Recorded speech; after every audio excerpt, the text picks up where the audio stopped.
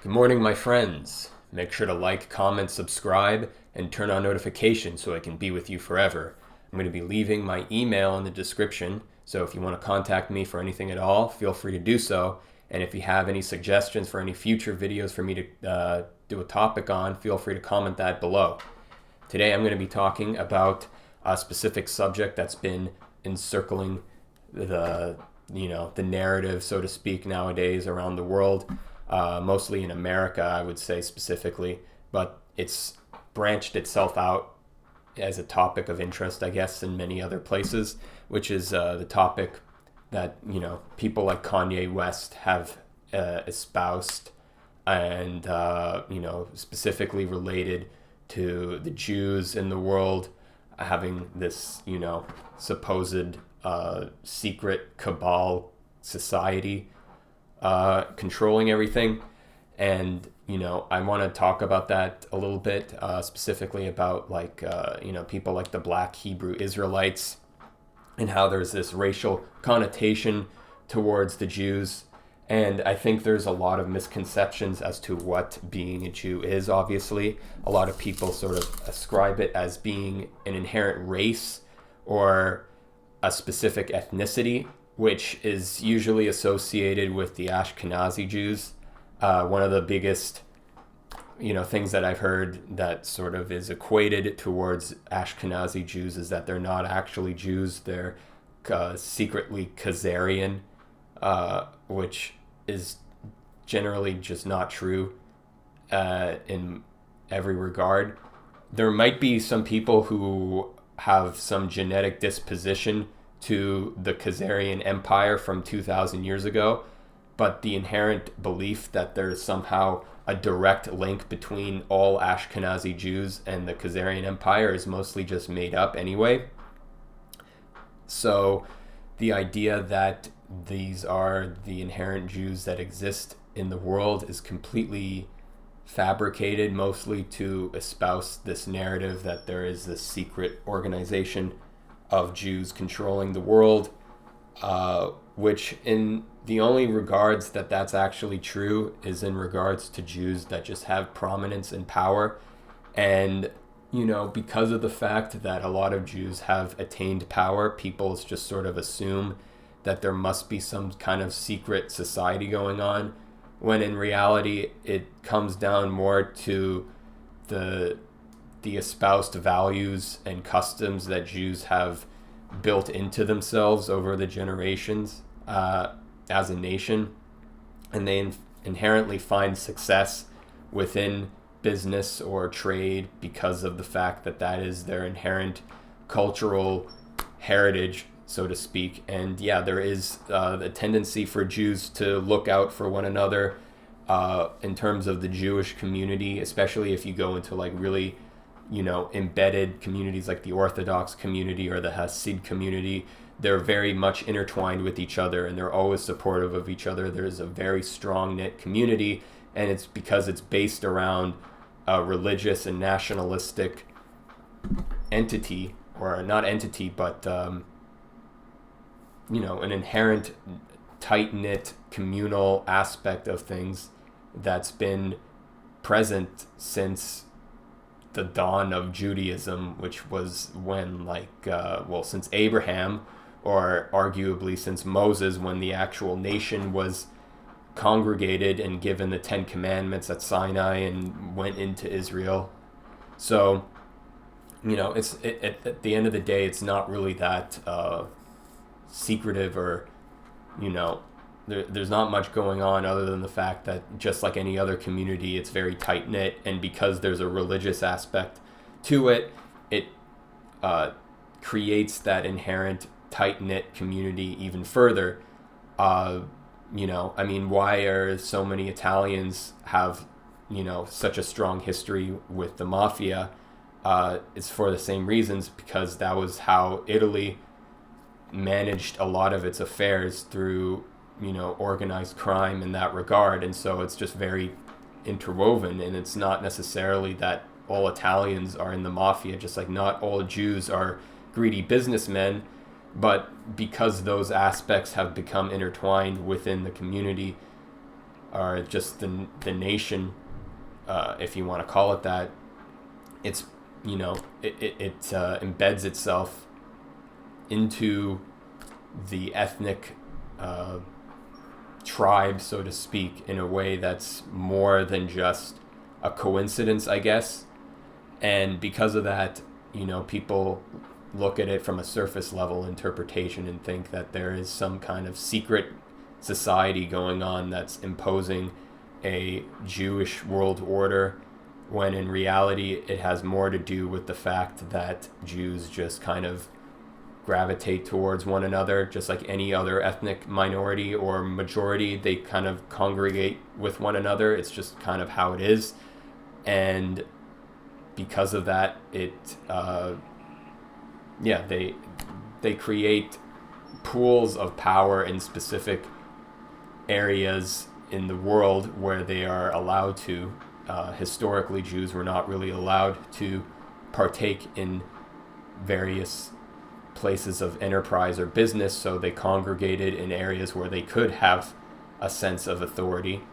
And even in places like Montreal, where I currently live, Jews were not allowed to go to McGill University since until that was changed, I think, in like 1945 after World War II, because they thought it was unfair because the Jews were getting, were advancing farther ahead than the rest of the white people, I guess, or just the Gentiles who were going to university. So they wanted to limit the amount of Jews that were allowed to go to university because they thought it wouldn't be fair to the other Catholic people who were living in Montreal at the time. And this isn't a new thing. This is still happening today in Harvard. They're limiting the amount of Asians because there's just too many Asians, because they're just jumping ahead of every single other person. And this is always like comes down to like a case of demographics and specific subtypes of people, different ethnicities sort of shining in areas where others are failing in. And because of that, it's created a lot of discordance towards the Jews in particular, because of their inherent influence in the media, specifically, or like places in Hollywood where they sort of congregated. A lot of Jews moved to Los Angeles historically because that was where they found a lot of opportunity, and they found opportunity in making films. But even nowadays, you find that a lot of these studios aren't even that Jewish anymore. If you look at historically, like all the major studios were run by Jews, but nowadays it's kind of like the major studios aren't really run by Jews anymore. It's kind of just, they've kind of been washed out. There's still a lot of power, but compared to what Hollywood was, let's say 40 years ago, it's a lot less Jewish than it is now, even though people are ascribing to a belief that the Jews are amassing control, when in reality they're actually losing more control in Hollywood than they have been in the past. But that's a completely other topic. I'm sort of getting into more of an introduction here because I actually want to talk about the Black Hebrew Israelites, because that's been a topic at hand that's kind of been pressing, and it's always irritating because it's this inherent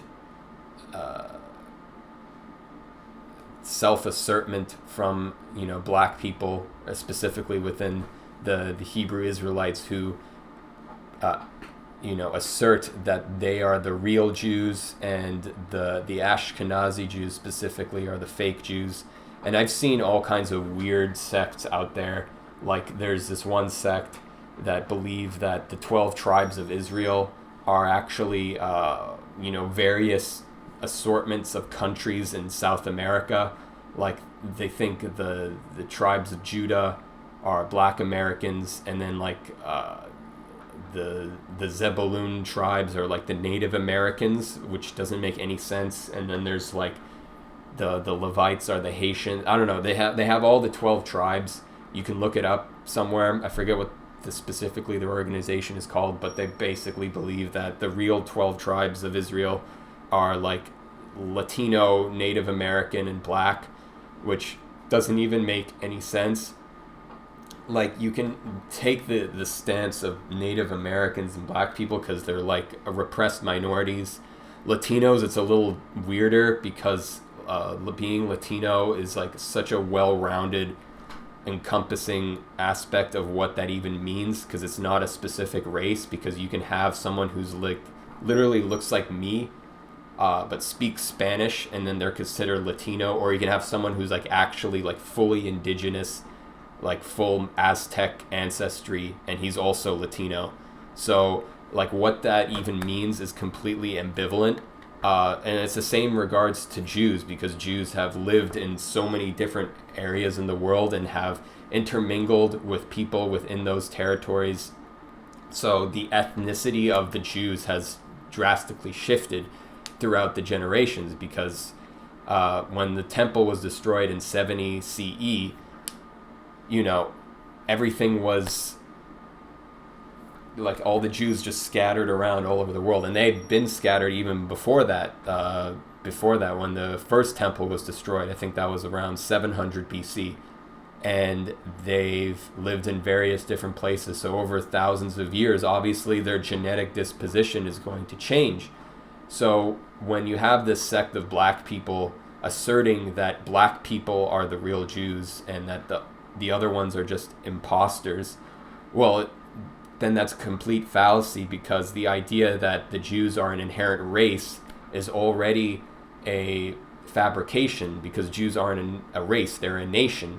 That's the whole point. It's not a race, it's a nation, and a nationality is based around adherence to the nationality. And obviously being part of a nationality comes with an ethnicity, so to speak. But because Jews have lived in so many different places and there's so much diaspora, the ethnicity becomes kind of, spread out into a variety of different ways. So yeah, there are some black people who are Jews. Most of them come from Ethiopia. There's a few tribes in Nigeria. And yeah, so probably some people, black people in Africa, who are just kind of black and don't really know their genetic background, they might have some Jewish ancestry in there too. But just like how their Jews are a minority amongst white people, it's the same for black people. Jews are a minority within the black community. So asserting that all black people are Jews secretly is just on the basis of inherent just everything. It's just completely made up. And it's also just asserting an already racist prerogative that was invented by white supremacy in the first place, to assert that there are two different distinct races between black and white. So the adherence towards your identity as being black, as being Jews because they're black, is completely made up and a complete fallacy. And not to mention the inherent hatred that is espoused by them in the form of their kind of, they dress up in costumes that mimic what they perceive as like costumes of what the ancient Israelites dress like, and they utilize words and language to sort of mask an idea of being a Jew. But in reality, they fall short, because a lot of what they promote is just, shouting really loudly and shouting with a lot of conviction, but not actually holding on to any kind of wisdom. And that's sort of a big problem, especially with Kanye West. It's like, I don't like to talk shit about people, but since he's like such a big icon at the moment and making, generally concerning posts that are leading to people, espousing anti-Semitism, I guess, I have to comment on it. But like, when has he ever actually said anything of value or wisdom or inherent prophecy or anything related to Judaism in any regard? All he's talked about is, how he's going to go DEFCON 3 on the Jews and, whatever. But he didn't even name anyone specific. The only person he called out was some Jewish producer or some guy who called him out and told him that he should be silenced or whatever, some Jewish guy. And so he criticized him because he's trying to defend himself. Okay, whatever. And then he called out this other guy, I forget his name, but he was this personal trainer for Kanye, and he sends them this text that he's going to put him in a mental institution, and it just seems very fabricated and not very genuine. It's like he's calling out, like, oh yeah, I'm calling out the Jews who control Hollywood, and it's like this random personal trainer who's like not even that big, and it's like, okay, so the Jews in power are like personal, they're getting in Hollywood by becoming personal trainers. Like, I don't see the connection. And then you have Kyrie Irving, right? So people have been blasting the Jews because Kyrie Irving got suspended and he's getting all this controversy. People don't also realize that his biggest defender was Adam Silver, who's the commissioner of the NBA. He's a Jew, and he is the one defending Kyrie Irving, saying he is not anti-Semitic. Okay? He's the one defending him. So the fact that people think that it's the Jews going after these people, when in reality it's usually just a bunch of random, like, I don't know who's going after these people, because it's not like they have any faces. They're just like, oh, it's the Jews. So, like, who are you talking about specifically? And like, what have they actually done? You know, I mean, you can look in the music industry and see a lot of Jews in power, but it's like, which ones are actually the ones causing injustice, and which ones are just normal people in the music industry that have power? You know, you need to make discernments. You can't just put a label that everything within this is evil and everyone who plays a part in it is evil. It's there's a lot of moving parts, so to speak. But either way, going back to the Black Hebrew Israelites thing, like, if you look at the logic of what they perceive as them asserting that black people are the real Jews, I mean, all you have to do is look and read the Bible and read the characteristics of the early Jews and see that they'd have nothing in common with, you know, stereotypical black people, so to speak, right? And, you know, maybe this is like a little bit controversial or politically incorrect to say, but if they're going to assert that they have so much more in common with the ancient Jews than the current Jews do, then you have to look at the actual Jews themselves and see how they relate. Well, first of all, if you read the Torah and you learn about someone like Jacob, you see Jacob has more in line with the current Ashkenazi Jew than he does with black people whatsoever. I mean, it's like a complete dichotomy. He has nothing in common with what is perceived as the current black man in America, so to speak. First of all, Jacob is very unathletic. It's like, it's written in that he preferred to stay in the tents while his brother Esau liked to hunt in the field and go hunting. And Esau is more characteristic of like the quote-unquote white man, or the, you know, the hunter, the one who has pride and glory in himself. And these are the two great nations that were born from Sarah, right, who are constantly fighting each other, which makes more sense in regards to, you know, people like Hitler, who, you know, in many regards, he kind of looks Jewy if you want to like look into his phenotype and how he looks as a person, and how he sort of went antagonistically against the Jews, even though he sort of espouses a lot of Jewish characteristics himself. But that's another topic altogether. But if we look at Jacob, let's return back to this subject. Jacob is sort of meek. He's assumed to be meek. He's very intelligent. You know, he's very gentle, so to speak. He's very sensitive. He's very, you know, willing to go with the flow. But he's still very persistent in his beliefs and what he wants to move forward with. He's very, what's the word? Upright. He's very, you know, he's very strong in an internal sense, but physically he's very meek, which doesn't really encapsulate black people, because, you know, just how it is. Black people are very genetically, you know, strong. They're very athletic. And so just in that basis, you know, Jacob doesn't really relate. And then we see how Jacob gets the birthright of Israel. He has to trick Esau, right? So he makes Esau go off hunting, and then he basically, because Isaac is the one who prefers Esau and he wants to give Esau the birthright of Israel, Jacob has to trick Isaac, who's gone blind. He has to trick Isaac by like putting on a fur coat, so that when Isaac touches him, he feels the fur and thinks that it's Esau, because Esau was really hairy, and, you know, give what he perceives as Esau, but is actually Jacob, the birthright of Israel. And so we see in this moment, this is kind of like, he's being a little shit. He's tricking the system. He's being deceptive. He's not really being honest. He's kind of like, which is kind of a stereotype of what Jews are. Jews are very conniving and kind of go back and forth on their agreements and what they perceive. Their, the quote unquote Jew tricks that are given to as a label towards Jews is very, it's still a reality. And we see that in someone like Jacob, who, has accomplished many great things, but at the end of the day, he used trickery to sort of get what he wanted. And he did the same thing with Esau earlier when he traded Esau's birthright for a pot of red stew. So, and then Esau never forgave him after that because he didn't even realize what he was trading it for. And we see this currently where we have, let's say, a black musician sign away their rights to become famous, but then they end up getting fucked over because of some Jewish producer took all their money or made it in the contract to where they get more money than the artist, and then they get fucked over in that regard, even though they got famous and they didn't really realize what they were signing away in the first place.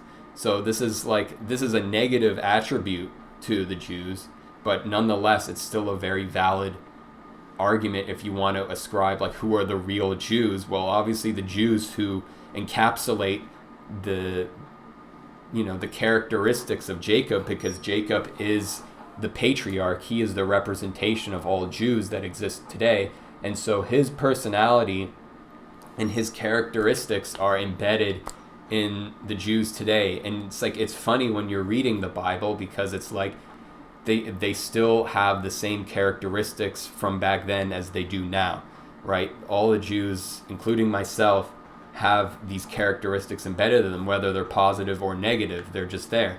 And if you look at how black people are characterized and how they are perceived, it's like there's no similarities whatsoever. They have more similarities with the ancient Egyptians, which a lot of them also assert that they have ancestry to. Well, it's like, well, which one are you going to ascribe? Are you going to be the Jews or are you going to be the Egyptians? Because it's like they're not the same people.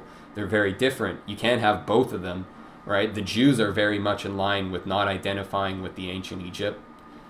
They have a very strong adherence and avoiding ancient Egypt. So the fact that black people don't have that, they have a strong inclination to identify as Egyptian while also holding on to the identity of being Jews.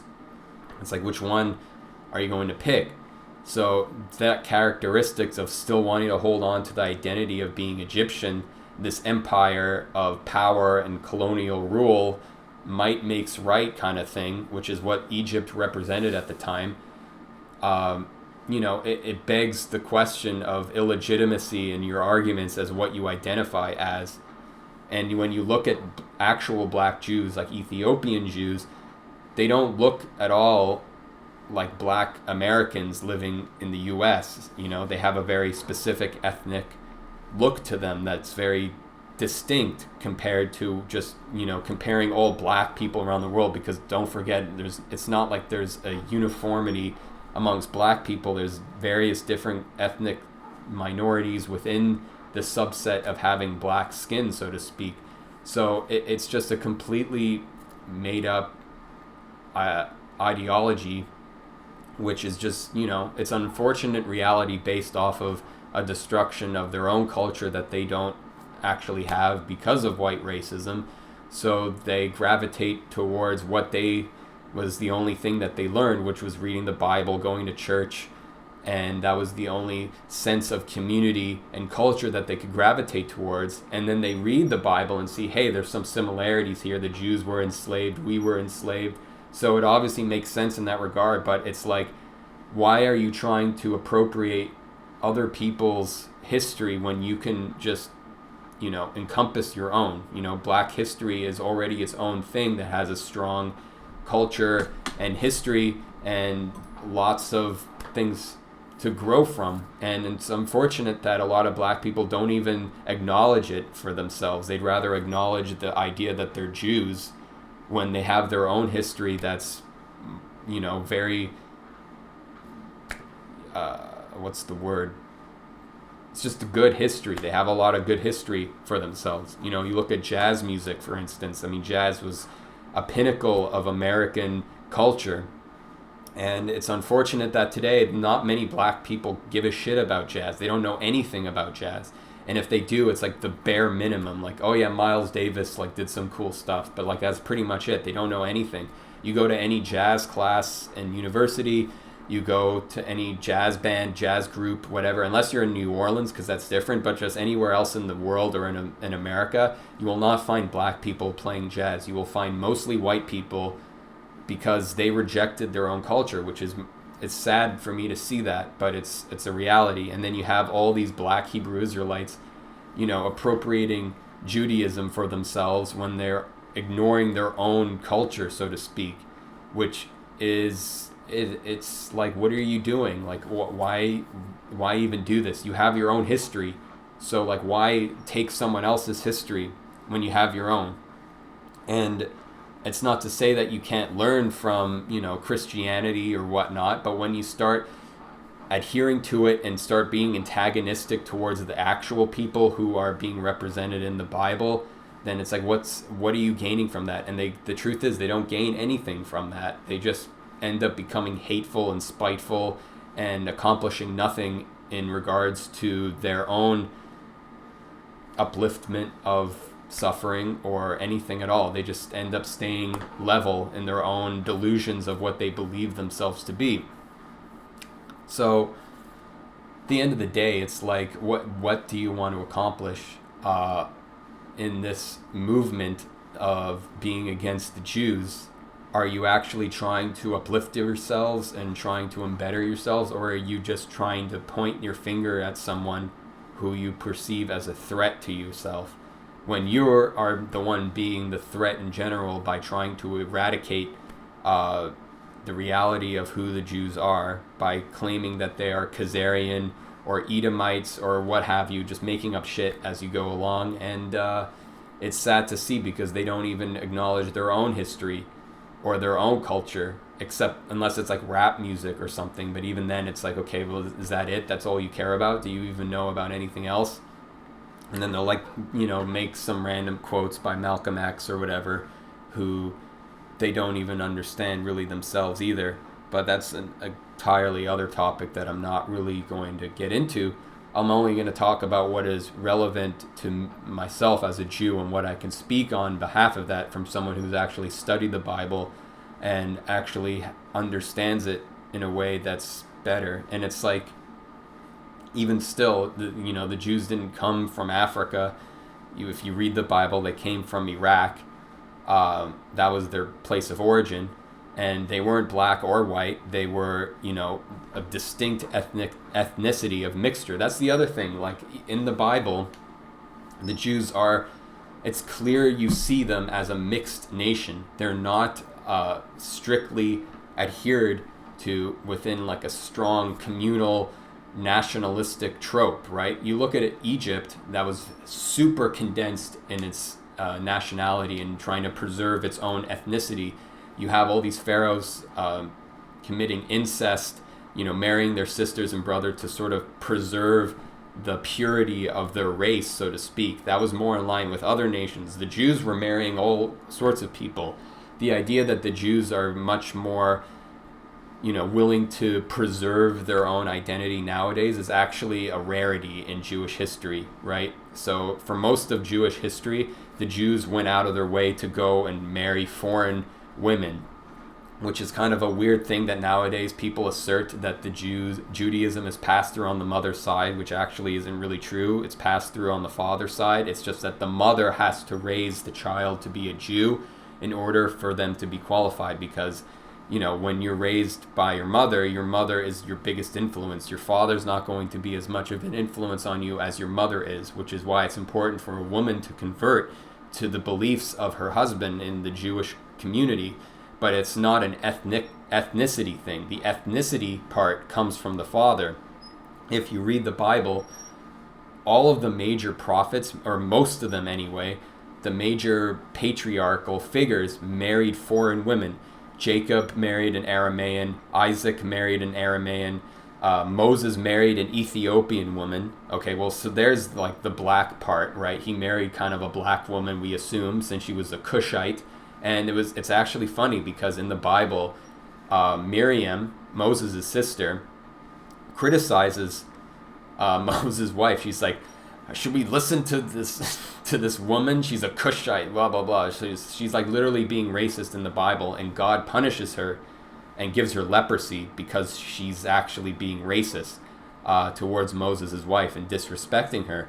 So this is another aspect where we see racism or adherence to racial purity is, condemned in the Bible, which is why incest is also against the law. The Jews realized this before understanding eugenics, that, brother and sister having sex with each other and producing offspring was very bad for the gene pool. They realized that from the beginning because people were doing that before then. It's not like that was like a taboo thing. That was actually normal for a brother and sister to produce offspring. In fact, it was considered a net benefit in Egypt, right, to promote incest to preserve the bloodline, like I said, and the Jews made that illegal. You couldn't do that. They were the first ones to say incest is not good. You shouldn't do that. So they were the first ones to actually promote genetic mixture, right?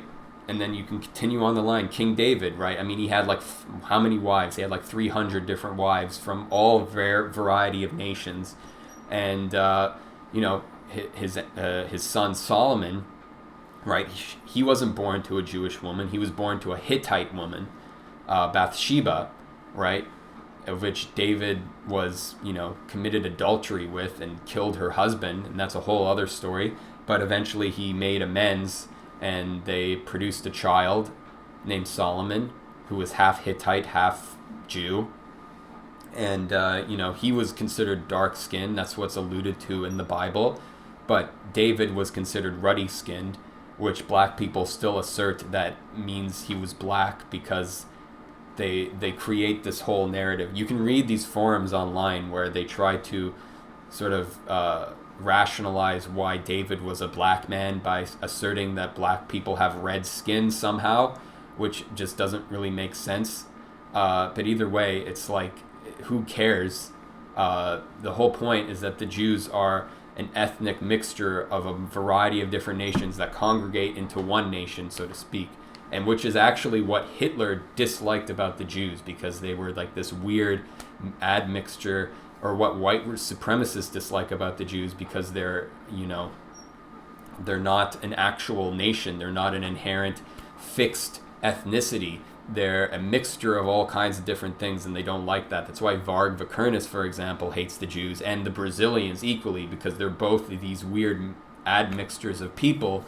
And he is offended by that and thinks that people should preserve their bloodline, so to speak, which is also what Hitler believed in and what the black Hebrew Israelites also sort of believe in, by preserving blackness as an inherent virtue, which has nothing to do with being a Jew whatsoever. The being, caring about skin tone is so irrelevant to being a Jew, because the Jews are a whole admixture of things, and they have lived in a variety of different nations. And yeah, the Ashkenazi Jews make up a significantly larger portion than, let's say, the Sephardic Jews, who are more North African ethnically.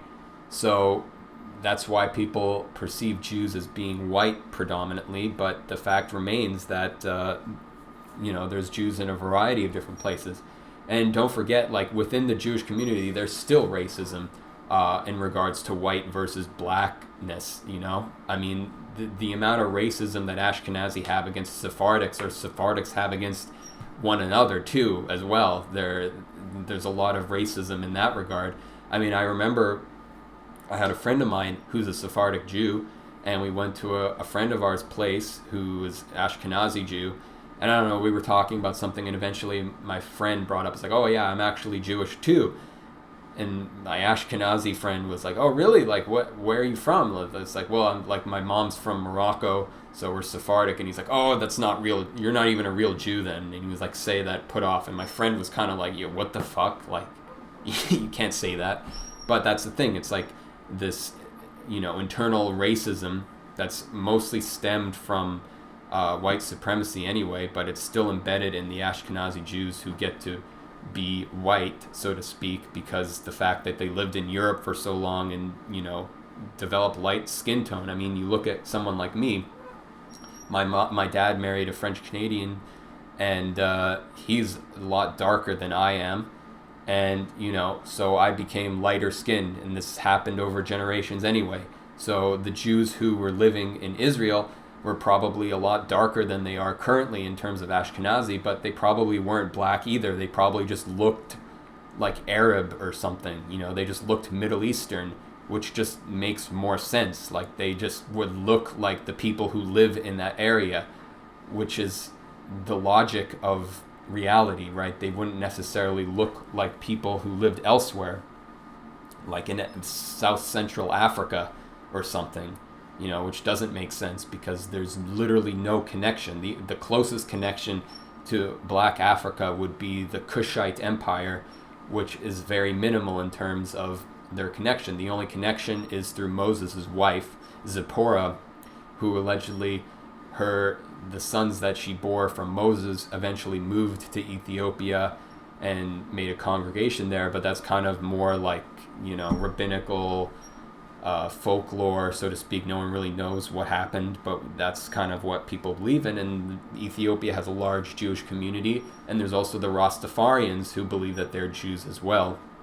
But although they hold on to the racist ideology too of being black as the inherent ideal, which is, obviously bullshit. But either way, I would believe more of a Rastafarian asserting being a Jew because of the Ethiopian connection, and also the fact that Rastafarians are an ethnic minority in Jamaica, for instance. People think Jamaicans are mostly Rastafarians. It's actually not true. Most of them are Christian, and only 1% of Jamaicans' population are Rastafarian, which is congruent with the rest of the world where Jews live in, where they mostly encompass 1% of the population, for instance, in like the United States.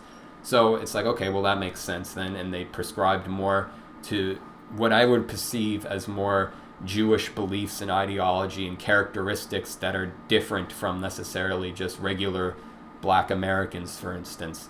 The Rastafarians have a very distinct culture and adherence towards something that I would perceive more as being in line with Judaism rather than just some guy living in the Bronx.